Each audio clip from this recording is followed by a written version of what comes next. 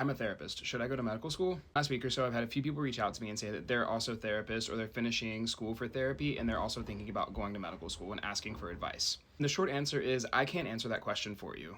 If you are a mental health clinician considering pursuing medical education, then there are a few things that I can tell you based on my experience. I think the number one thing that you have to ask yourself and be able to answer is why do you want to be a physician? Short answer for me in that end was that I wanted to be able to expand my scope. It doesn't have to be your answer, but you need to be able to answer that question. Along the interview trail when I was applying to medical school, I would often say, oh, I want to make a bigger impact as a healthcare provider. And I would often be challenged by people and they would ask, well, you're already a mental health clinician, you're working with patients and making an impact. How is that different? And if you're in the position of applying to medical school as a mental health clinician, I think you need to be able to have a good answer to that question. General tips I would give everyone: don't sleep on your MCAT. I'm 3 years out from the med school cycle that I applied in, and it's only gotten even more competitive. And the MCAT is just something that exists and you have to take it seriously. The other thing I would say is if you need the extra time, take the extra time. When I originally had set out my goal to apply to medical school and do a post-bac program and get the things that I needed to get to apply,